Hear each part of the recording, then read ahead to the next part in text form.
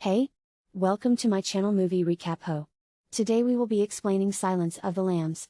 Warning, spoilers ahead. The film begins in Quantico, where a promising young FBI cadet, Clarice Starling, is called into the office by Mr. Crawford. As she waits for him in his office, she examines his wall of news clippings and gruesome crime scene photographs. The FBI is currently looking for a serial killer named Buffalo Bill.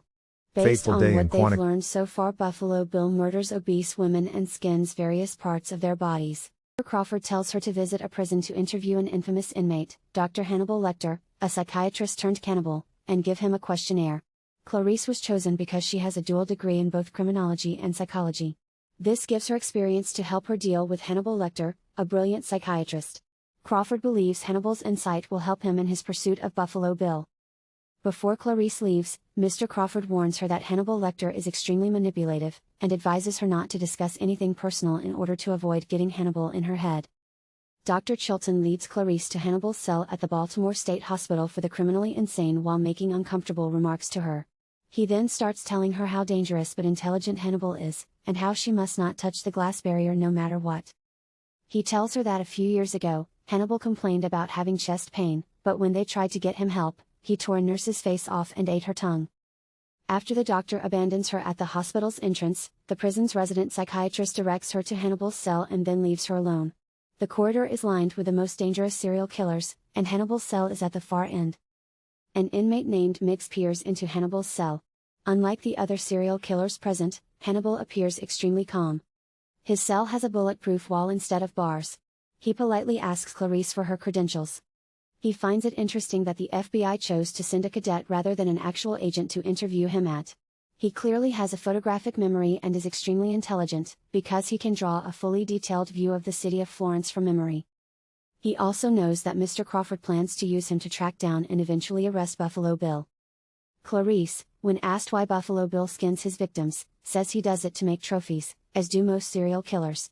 However, Hannibal the cannibal denies having trophies, and Clarice responds that it's obvious because he ate his victims.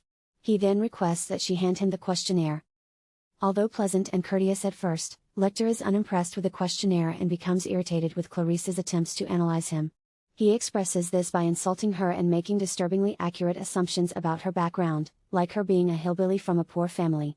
Stunned, Clarice responds that Hannibal should look himself in the mirror and with the same judgment that he gives others, and taunts Hannibal that perhaps he is too afraid to. Offended, he tells her that the last time someone attempted to give him a questionnaire, he ate their liver. And then he tells her to leave. When she stands up and begins pacing the hall, one of the inmates, Miggs, flings his bodily fluids at her, drawing Hannibal's attention and yelling at her to return. He tells her that he can't bear the thought of her having to deal with such indecency, so he's giving her another chance to interview him under these conditions. Look within yourself. Find Ms. Moffat, and track down my old patient. She then walks back to her car and breaks down to cry. She is overcome with emotion and seeks solace in reminiscing about her childhood, of welcoming her sheriff father home. The days pass normally for her as an FBI Academy student, except that she now spends time in study hall researching Hannibal Lecter. But, not long after that, Mr. Crawford calls to inform her that Miggs has died. Hannibal spent the entire day speaking to him until Miggs swallowed his own tongue and died. Clarice then adds that she believes Hannibal's last words, "Look into yourself," is a code. As a result, she performed research and discovered a storage facility called Yourself Storage in Hannibal's hometown. When she arrives, she discovers a car hidden beneath a massive American flag, as well as a headless mannequin. She also discovers a preserved human head inside a jar. With this discovery, she rushes back to Hannibal, to tell him that the name Hester Moffat is an anagram for the rest of me. As a result, she believes Hannibal, not Hester Moffat, rented the storage unit. Hannibal then informs her that the head she discovered belongs to his former patient, Benjamin Rusby, whom he assures her he did not kill but only kept his head. He suggests that Rusby was murdered as part of an experiment. Clarice now believes that his former patient is linked to Buffalo Bill, and Hannibal knows who Buffalo Bill is. Hannibal finally offers a psychological profile of Buffalo Bill in exchange for a better place to stay, where he can look out an open window at trees and be far away from the rude Chilton. He tells her she needs to make a decision quickly because Buffalo Bill is probably looking for the next special victim. Meanwhile, a woman in Memphis, Tennessee, is driving back home while being watched by a man wearing night vision goggles. When the woman arrives home, she notices a man with a cast on his arm struggling to lift a couch into his van. She decides to assist him out of sympathy and climbs into the truck to position the chair inside. He knocks her unconscious after asking her what her clothing size is. He looks at her coat size and is relieved to see that she is a size 14. He then slices her blouse and drives away, satisfied, after tossing the blouse on the ground. Clarice is called out of training the next day to accompany Mr. Crawford. Investigating a woman's recently discovered dead body in Virginia, Crawford shows her another Buffalo Bill's victim's body he found a few weeks ago, whose back had been skinned. On their way there, Crawford shows her another Buffalo Bill's victim's body he found a few weeks ago, whose back had been skinned. Buffalo Bill allegedly held her hostage for 3 days without raping her before shooting, skinning, and dumping her body. They locate the local sheriff in the morgue of a local funeral home, where a funeral service is being held. In the other room, Clarice looks into the funeral ceremony, which causes her to have a brief flashback of her father's funeral.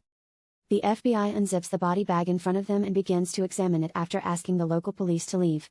Clarice can point out something without taking too long, because her accessories and makeup don't look like they're from the area. What's more, the dirt under her broken fingernails suggests that she crawled to escape. Eventually, she discovers a cocoon tucked inside her throat. They discover that this woman also lacks skin in 2 large diamond-shaped sections of her buttocks. Clarice then takes the cocoon she discovered for her biologist friends to study it, and they tell her it's a death's head moth, a species found only in Asia. Based on the state of the moth, they also conclude that they were specifically raised in this area. At the same time, we see a glimpse of Buffalo Bill's home, where he keeps several insect terrariums and is sewing his birthday suit. A woman is screaming for help and can be heard from the other rooms well. Clarice overhears a news report about the kidnapping of the woman from the previous scene. Her name is Catherine Martin, and she is the daughter of a United States Senator. They also see the senator deliver a heartfelt message to Buffalo Bill, pleading with him to show compassion and let her daughter go. With this kidnapping, the U.S. government is now prioritizing Catherine's rescue, so they send Clarice back to see Hannibal Lecter. This time she is taking with her a series of enticing offers if Lecter could aid in the capture of Buffalo Bill. This offer includes relocation, so they send Clarice to meet with Hannibal Lecter again. He was moved to another facility with a view, and he was given an annual supervised week-long vacation to Plum Island. He accepts the offer on the condition that Clarice share more information. She agrees to share personal stories with him. Clarice begins to talk about her father. When she was a child, he was murdered by 2 armed robbers. As a result of this, when she was a child, she was murdered by 2 armed robbers. After this, she moved to a ranch with her mother and stepfather, where she stayed until she ran away one day, but not because of abuse. In exchange, he asks about Catherine's size, which Clarice confirms her to be an overweight woman. She tells him about the moth they discovered in the previous body and how they discovered the same cocoon in Rasvai's head. Hannibal tells her that a moth represents transformation, and that by skinning his victims, Buffalo Bill is preparing for his own transformation. Dr. Chilton, who is envious that the federal government sent Clarice instead of him, is secretly listening in on their conversation. Another hint from Hannibal is, when he says he's convinced Bill tried to sign up for gender reassignment surgery at all 3 major sex reassignment clinics in town, but was rejected due to his distorted mindset. Hannibal believes Buffalo Bill was abused as a child, causing him to despise his own identity and consider himself transgender, despite the fact that he is not. In the following scene, Buffalo Bill forces his victim Catherine to rub lotion all over her skin and threatens to hose her down if she refuses. She cries and begs him to let her go, but he doesn't listen. Bill turns off a light. He lowers a lighted basket to retrieve the lotion, allowing Catherine to see the bloody claw marks on the wall. Catherine, on the other hand, only screams more, while he mocks her. Chilton puts Hannibal on heavy restraint and mocks him. A police officer escorts Hannibal on his flight to Tennessee, and when they land, Chilton can't find his pen but makes no fuss about it. They will Hannibal Lecter up to the senator, who now makes him a genuine offer, in exchange for the safe return of her daughter. Hannibal informs her of Buffalo Bill's age and physical description, as well as where he may live. Hannibal claims to know all of this because Buffalo Bill's boyfriend, Raspai, was a patient of his until Buffalo Bill murdered him. Following that, we see Clarice rush into the Tennessee courthouse to see Hannibal Lecter. Regardless of the fact that she lied, he continues to communicate with her and begins to vaguely discuss how people kill because they are envious of what they see every day. After that, he refuses to disclose any further information. Why did she run away from the ranch as a child? Clarice then reveals that she woke up one night after hearing screams. She went to the barn and saw the lambs screaming as they were slaughtered, and she tried to free them, but they refused to run. Instead, she took one lamb and fled, hoping to save at least one life. She tries to get away, but is caught and returned to the orphanage. This statement represents her desire to do good and save the innocent, and Lecter expresses his emotional gratitude to her for sharing the memory, but before he can say anything to help her, Mr. Chilton arrives to escort her out. He wants to be the only one who is credited with handling Hannibal. Hannibal appears determined to return her case files, and she eagerly accepts it. It is now later in the evening and time for Hannibal's dinner. Hannibal demands an additional meal. Much to the chagrin of his guards, he ate extra rare lamb chops. They begin by cuffing him to the cage bars as a security precaution, but, unbeknownst to them, Hannibal has tucked a pen tip inside his mouth and used it to uncuff himself the entire time. When one of the cops kneels to retrieve his tray, he abruptly cuffs him to the cage, and bites him. He cuffs him to the cage and takes a bite out of the other's mouth before beating the handcuffed cop bloody. Soon after, the police officers downstairs notice the elevator indicator move to the 5th floor, despite the fact that no one is currently authorized to go there, followed by a series of gunshots. The elevator then moves again, stopping at the 3rd floor, prompting several officers to go up there. When they arrive, Hannibal's cell is open and a dismembered officer's body is on display. Meanwhile, the other one's face was horribly lacerated, but he's still breathing. Special forces and ambulance units are immediately dispatched to the scene. Special forces and ambulance units are dispatched immediately to the scene to assist the dying officer who arrived at the hospital. However, as the elevator descends, they notice blood dripping from the ceiling. When the elevator stops, the police chief quietly informs his team that a person has been injured. Hannibal is hiding on the roof of the elevator, while the injured officer is being rushed to the hospital. 2 officers even go upstairs and inspect the elevator shaft. Because they need him alive to aid in the capture of Buffalo Bill, an officer shoots him in the leg to merely incapacitate him, but he remains motionless. As a result, the special unit downstairs decides to open the elevator shaft, only to discover that it was their fellow officer skinned and dead. Unknown to them, the real Hannibal is inside the ambulance, wearing the officer's skinned face. Soon after, Clarice learns that the ambulance was discovered by the side of the road, with the medic dead, and that Hannibal had also killed a tourist. Regardless, Clarice is more determined than ever to solve Buffalo Bill's case by studying the case files Hannibal has just handed her. He scribbled on a page, emphasizing the fact that the victims follow a pattern. This reminds her of the conversation about envy, and how Buffalo Bill's first kill was most likely someone he knew personally, Frederica Bimmel, who lived in Ohio. Clarice continues the investigation by driving up to Frederica's house, the first victim, and looking around. When she sees the sewing supplies, she realizes Frederica was a tailor.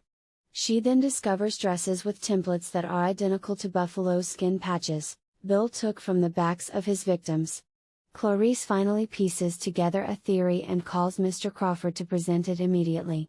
She deduces that Bill is creating a human skin suit in order to transform himself into a woman. Mr. Crawford, on the other hand, claims that they've identified the culprit as a result of Hannibal Lecter's hint about the 3 major gender reassignment clinics. They are now on their way to Chicago to capture the suspect. While this is going on, Catherine, the senator's daughter, appears to be tying a bone to a string that Buffalo Bill uses to bring her lotion and throwing it to the top.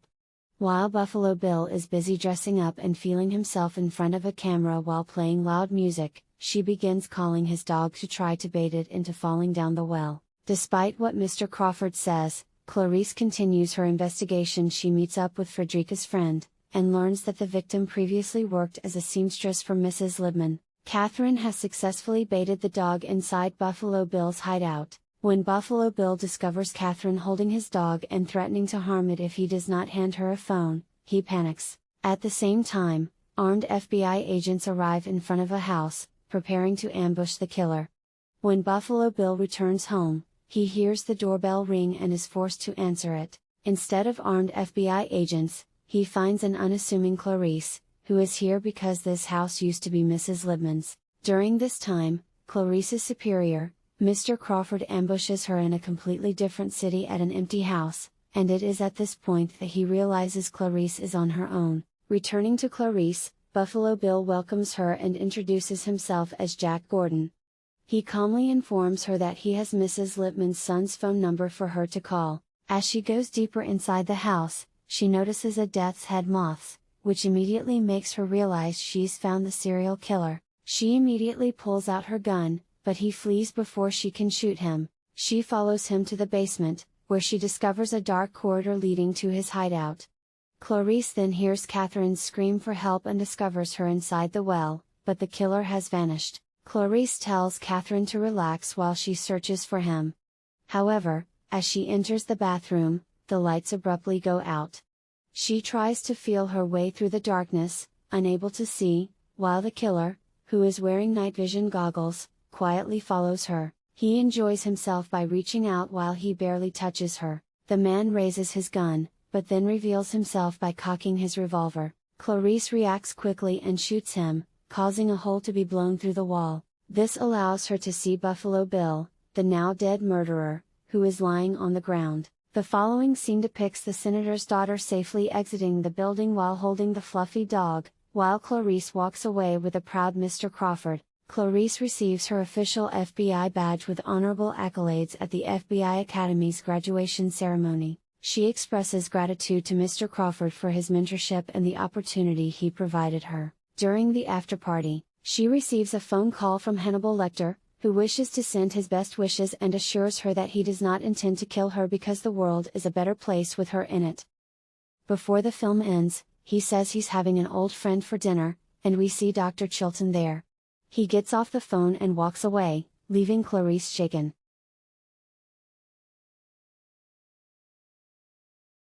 Thank you for watching. Like, share and subscribe.